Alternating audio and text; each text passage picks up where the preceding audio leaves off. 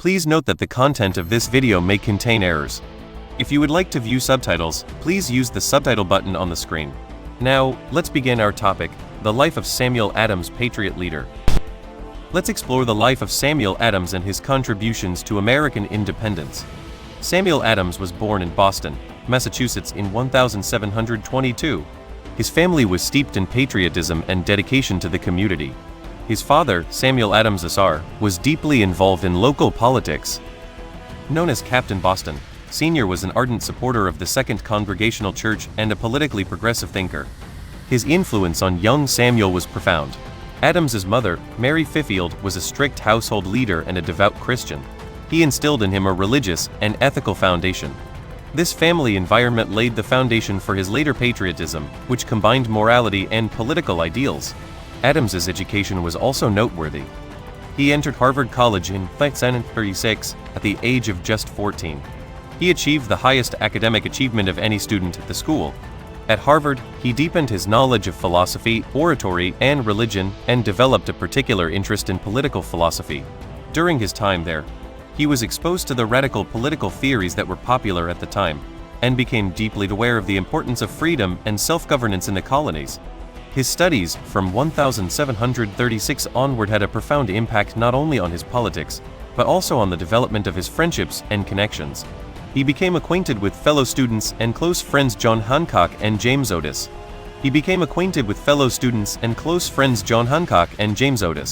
Together, they became early members of the political movement of the future. For his graduation thesis, Adams chose the theme of the legitimacy of civil government. In it, he articulated his belief that government power is based on the trust of the people. This is said to have become the theoretical foundation for his later American independence movement.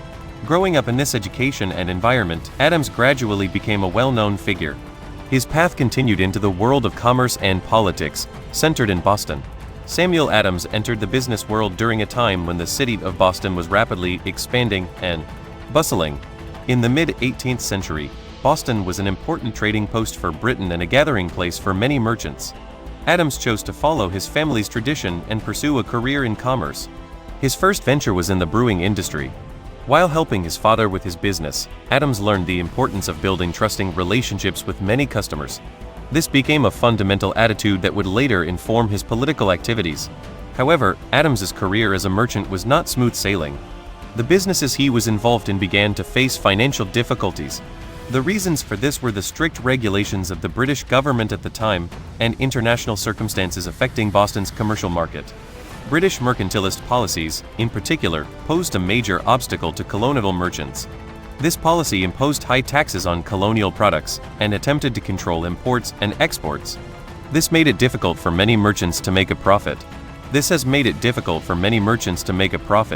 Many among them sympathized with the American Revolution. Against this backdrop, Adams gained first-hand knowledge of the difficulties of commercial activity. In particular, his first-hand experience with financial issues had a profound impact not only on him as a merchant, but also on his later political endeavors. His financial management skills and knowledge of fundraising would later play an important role in his political career. In this way, he developed a unique perspective that bridged the two distinct worlds of commerce and politics.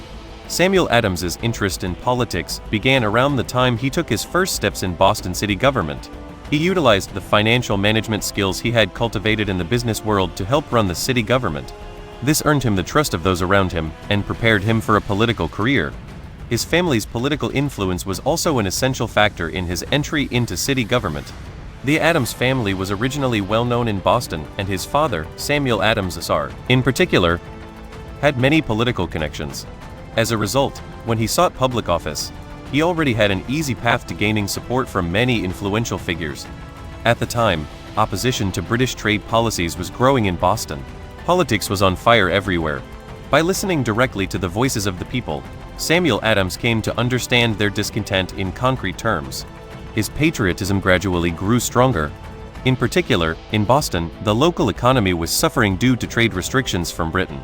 He vowed to fight for the people. His active political activities eventually led to his election to the Massachusetts General Assembly in the early 1770s.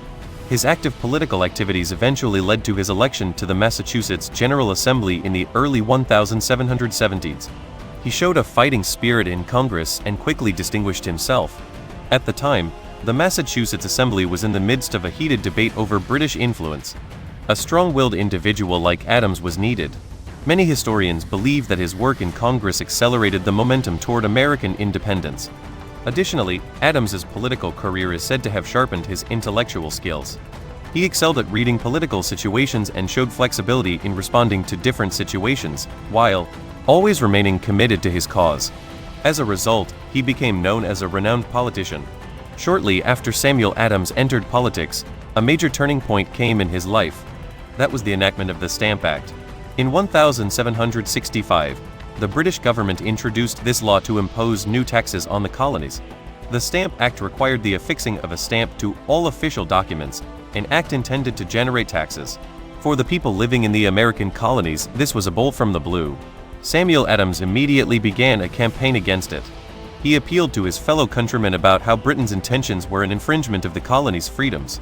As a result, he gained widespread support. Adams held a protest rally in Boston and proposed that people refuse to pay taxes. His passionate words at rallies ignited the hearts of the people, and Boston gradually became a bastion of rebellion. His opposition to the Stamp Act further increased his political influence. This ultimately resulted in the repeal of the Stamp Act in 1766. However, the British government was not about to give up. Next were the Townshend Acts. These laws imposed tariffs on glass, lead, paper, paint, and tea. These laws aimed to generate revenue from the colonies in a different way than the Stamp Act. Samuel Adams once again stood up against the Townshend Acts. He argued that it was unfair for the American colonies to be taxed without representation in the British Parliament. He publicly protested the injustice of these taxes and launched a boycott. This movement spread throughout the colonies, with merchants in particular gaining support. Thanks to Adams's efforts, the British government gradually came under pressure and was eventually forced to abolish some tariffs. Through these protests, Samuel Adams established himself not just as a politician, but as a spiritual leader for American independence. His words and actions served as a crucial foundation for paving the way for independence. Boston, 1770. Tension was rife in the city. At the time, relations between the 13 American colonies and the British government were deteriorating. Many colonists were dissatisfied with excessive British taxation and control. An incident occurred during this time. Many colonists resented the excessive taxation and control of Britain. An incident occurred during this time, the Boston Massacre. This incident began as a conflict between British soldiers and local citizens, but eventually escalated into a bloody tragedy. The background to this was the anger of the colonists. Britain was increasing taxation and attempting to limit the autonomy of the colonies. The lives of the colonists were particularly oppressed as a result of the Townshend Acts. Samuel Adams was a vocal voice in condemnation during this wave of protest. In his eyes, the British Army was an occupying force, a suppressor of freedom. After the Boston Massacre, Adams used the incident to further condemn British rule and intended to unite patriots. When the incident became public, many residents sided with Adams and began to feel patriotic. This event would later lead to the Boston Tea Party. The Boston Tea Party of 1773 was a protest against the British Tea Act. It marked a turning point in the movement toward American independence. Residents disguised as Native Americans invaded a British East India Company tea ship anchored in the harbor and dumped its cargo overboard. This incident would not have happened without the influence of Samuel Adams. He was a master at persuading citizens and motivating them to take action. This series of events is remembered as the prelude to the American War of Independence. Samuel Adams firmly established himself as a leader who symbolized freedom and independence. The time had come for Samuel Adams to play a key role on the stage of history. In 1774, he traveled to Philadelphia to attend the First Continental Congress. This conference brought together representatives from the 13 colonies to explore new ways of resisting British oppression. During the discussions, Adams was known for taking a strong stance. His arguments were not simply protests. They considered colonial independence. Adams's inner circle included allies such as John Hancock, John Adams, and Patrick Henry. They all had one goal: to strengthen the voices calling for freedom and independence. Imagine their heated exchanges. However, caution was always required. Overreach risked direct military conflict.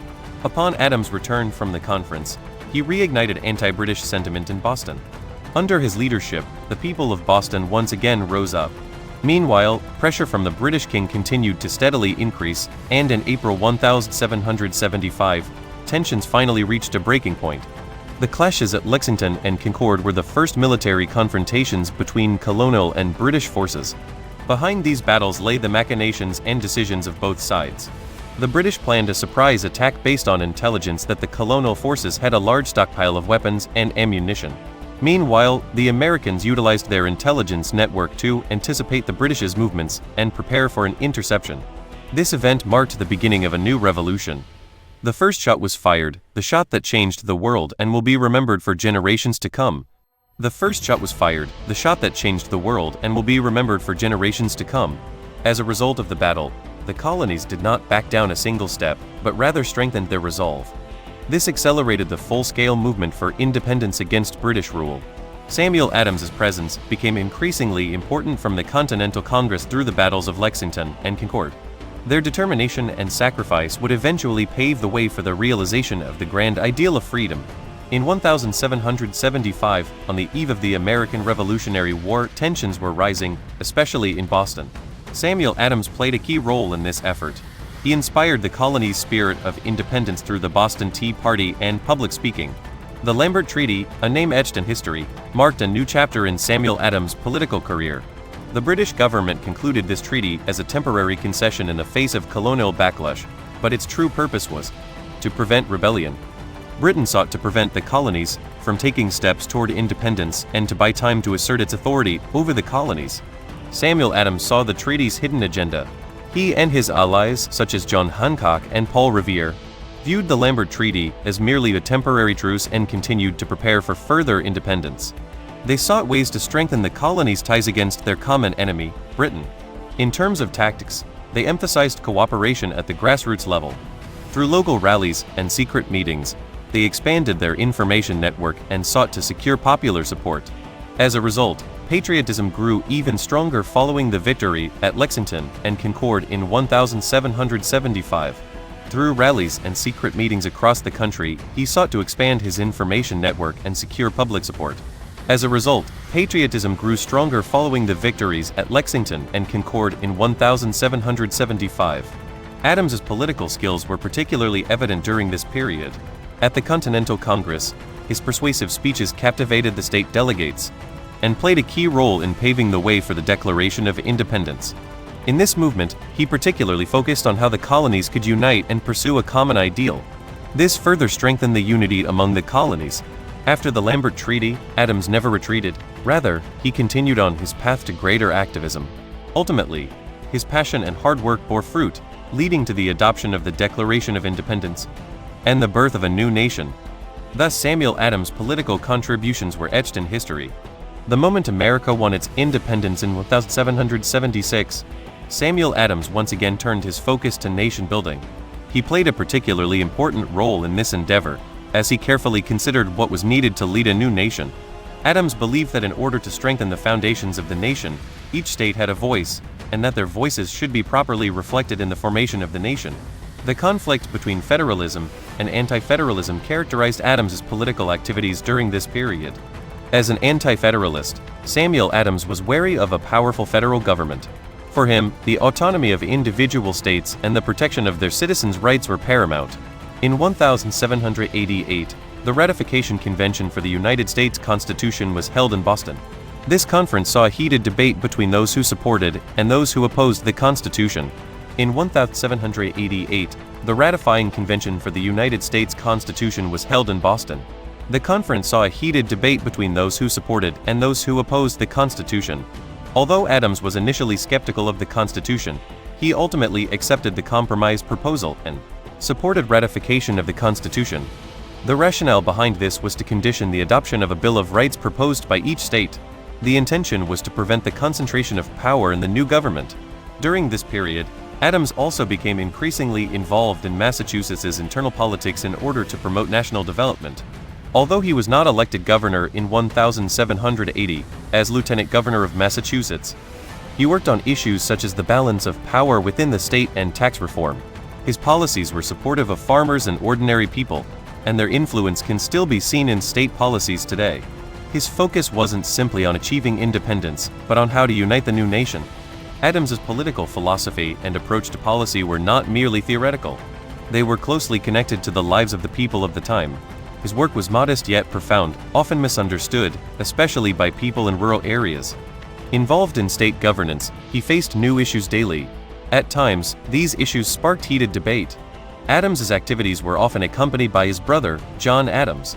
John was also a politician who played an important role in the American Revolutionary War. His opinions and actions often aligned with Samuel's. As family members and as comrades concerned with the future of the nation, their relationship had a profound impact on American politics thereafter. In historical documents, Samuel's accomplishments are often overlooked compared to those of John, but his steady efforts and attitude continue to inspire many, and the true meaning of his words lives on today as part of the distinctive American spirit of freedom. After the American Revolution, Samuel Adams continued to use his experiences and ideals to build a new nation. He resumed political activity in 1789 as Lieutenant Governor of Massachusetts. He was later elected governor in 1794. During this period, Adams particularly emphasized the importance of local self-governance and advocated for direct citizen participation in politics. One of his most important achievements as governor was his promotion of economic and educational development. He focused on improving the school system. This laid the foundation for the later widespread public education system across the United States. He also revitalized local agriculture and worked to strengthen the state's commercial base. Adams's political philosophy was always to reflect the voice of the people. This was consistent with the spirit of the Declaration of Independence. This attitude is why he is often revered as the protector of the people. During his term of office, various reforms were implemented, particularly support for the poor and working people. However, during Adams's later years in the early 1800s, his health gradually declined. The time for his retirement from frontline politics was approaching. In 1803, he passed away after a life spanning more than 80 years. His death brought deep sorrow to his family, friends, and comrades who shared his ideals. Even after his death, Samuel Adams' legacy endures, leaving a profound impact on American society. This is because the spirit of liberty and equality that he conveyed to people. It was the culmination of passionate efforts, confident that this would be passed down forever as America's founding principle. Samuel Adams' passion and courage built the foundation of freedom. Thank you for watching. If you enjoyed this video, please subscribe and like it.